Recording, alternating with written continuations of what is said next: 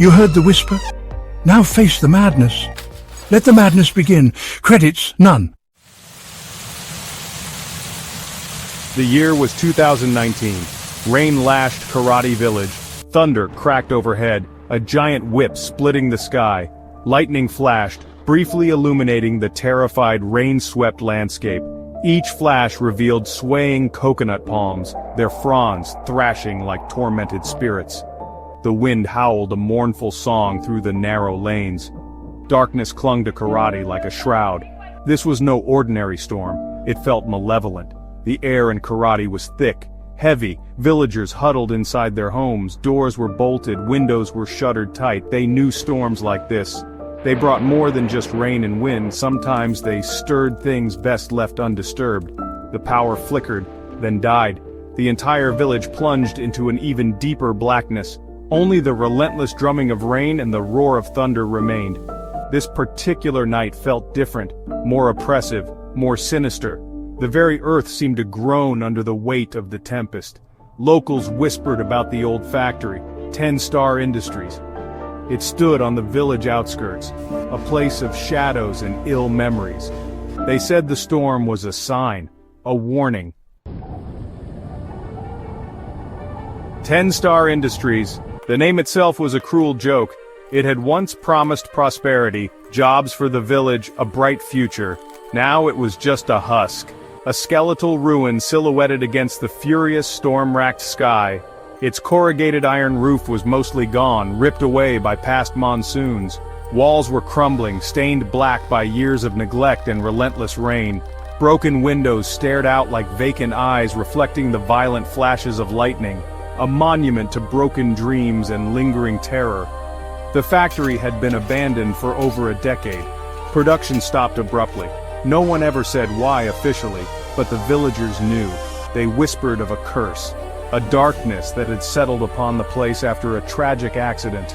They said the land itself was tainted, unholy. Machinery inside lay rusting, consumed by the aggressive tropical climate. Wild vegetation had reclaimed much of the compound, vines snaking through shattered panes and gaping holes in the structure. It looked like a forgotten tomb. Locals avoided 10 Star Industries, especially after dark. Children were warned never to go near its crumbling fences. Stories circulated of strange noises, eerie lights. The spirit, they said, was Ramen. He was a simple worker, honest, hard-working. He had a family in Karate, a wife, 2 young children. He toiled at 10 Star Industries day in, day out, operating the heavy machinery, earning a meager wage to feed his loved ones. Ramen was a good man. He deserved better than what fate and the factory dealt him. His life was cut short within those cursed walls, a life full of unfulfilled dreams. One fateful night during a late shift, tragedy struck. A critical piece of machinery malfunctioned. It was old, poorly maintained. Ramen was caught, crushed. His death was horrific, instantaneous. But the true horror, the villagers whispered, came after. The factory manager, a cruel and greedy man named Varma, saw an opportunity. Not for justice, but for deception. He wanted to avoid responsibility, avoid compensating Ramen's grieving family. Varma quickly orchestrated a cover-up. He bribed a few desperate workers to stay silent. He falsified reports. Ramen's death was officially recorded as an accident caused by his own negligence. 4 college students from Thrissur town heard the stories. Arjun, the skeptic and self-proclaimed leader. Mira, fascinated by the paranormal, a believer. Priya, the tech whiz, always ready with her camera and gadgets. And Samir, the thrill-seeker, easily scared but always up for a dare. They ran a moderately popular YouTube channel, Kerala Ghost Trackers. The legend of 10 Star Industries was too tempting to resist. The views would be massive. It was Arjun's idea, fueled by a desire for online fame. Imagine the live stream, he'd said, investigating a real cursed factory during a storm. Mira was hesitant but intrigued. Priya saw the technical challenge, the dramatic potential. Samir, despite his nerves, couldn't say no to the adrenaline rush. They packed their gear night vision cameras, EMF meters, powerful flashlights, and Priya's laptop for the live stream. They were young, reckless, unaware of what truly awaited them. On that stormy 2019 night, they drove towards Karate. The rain was relentless. The old van struggled on the muddy, unlit roads. Their parents thought they were at a late-night study session. Section 5. Whispers in the Decay First Encounters. Inside the factory walls, the air was heavy, stagnant. A putrid stench assaulted their nostrils. It was a sickening mix of decay, rust, damp earth, and something else. Something vaguely organic, like rotting meat. Samir gagged, covering his mouth and nose with his sleeve. "What is that smell?" he choked out, his eyes wide with disgust. Arjun, trying to maintain a brave front, just muttered, "It's an old factory, what do you expect?" But the smell was deeply unsettling. It felt ancient, wrong. As they ventured deeper, their flashlights cut nervous beams through the oppressive darkness. Giant bats, disturbed by their intrusion, suddenly swooped down from the high, invisible ceiling. Their leathery wings beat frantically, creating unsettling echoes in the vast, cavernous space. Mira screamed, ducking instinctively. The bats were unnaturally large. Their eyes seemed to gleam red in the flashlight beams. They circled once, twice, then vanished back into the shadows above, leaving behind a palpable sense of violation. Eerie sounds filled the silence between thunderclaps.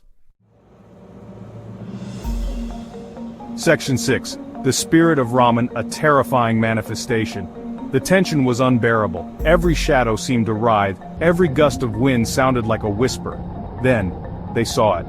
Near the rusted hulk of what looked like a massive press, a faint shimmer in the air. It slowly coalesced, taking human form. Tall, gaunt, its features indistinct at first, then sharpening into an expression of profound sorrow and anger. It was Raman, or what was left of him. His spectral form flickered, illuminated by a sudden flash of lightning. Priya dropped her main camera. The live stream continued from a secondary static camera she'd set up, but the view was now chaotic. Samir whimpered, frozen in terror. Mira clutched a small religious pendant, her lips moving in a silent prayer. Even Arjun was speechless, his skepticism evaporating like mist in the sun. Raman's spirit drifted towards them, not aggressively, but with an undeniable aura of menace. A cold wave washed over them, soul-chilling cold. "Why are you here?" a voice echoed, not through their ears but inside their minds. It was raspy, full of pain. Raman's spectral eyes, burning with an unnatural light, fixed on them. The EMF meter in Arjun's hand shrieked, its needle jumping wildly. Section 7. Unearthing the Truth, the Manager's Diary.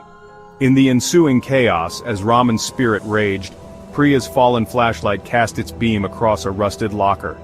It had been forced partially open, perhaps by time or the spirit's earlier manifestations.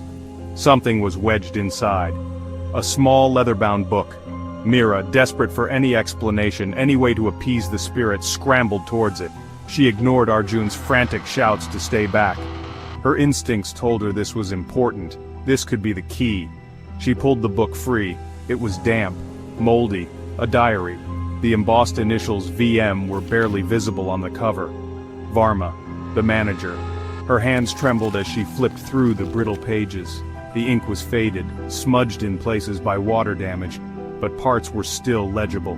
It detailed Varma's guilt, his fear of Raman's spirit, his knowledge of the faulty machine, his deliberate cover-up. He knew, Mira gasped, reading aloud a damning passage. He knew the machine was a death trap. Section 8. The Price of Truth, Confrontation and Loss. Varma's confession echoed. Raman's spirit glowed sorrowfully. The coldness lessened. A profound sigh filled the air. The truth set him free. His form became translucent.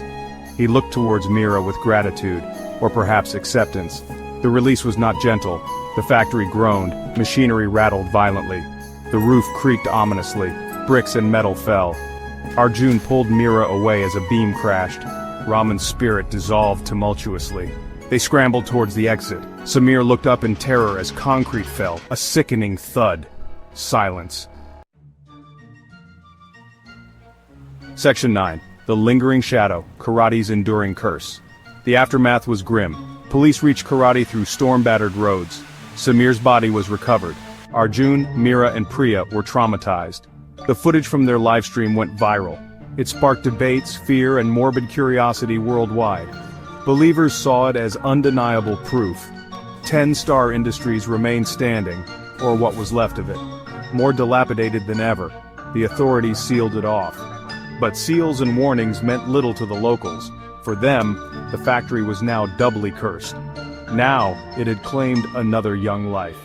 The story of the students' terrifying night became woven into the existing tapestry of fear surrounding the place. The curse felt more potent, more real than ever before. Varma, the former manager, was eventually traced. Old and frail, he offered no new confession, no remorse. The diary, though compelling, was deemed insufficient for legal action after so many years. Justice for Raman remained elusive in the eyes of the law, but perhaps, some villagers whispered, he had found his own peace. His story was finally out, his suffering acknowledged. Yet the factory itself seemed to retain a deep, unyielding sorrow, a stain that could not be cleansed. Don't just watch. Join the madness. Subscribe and hit the bell before it's too late.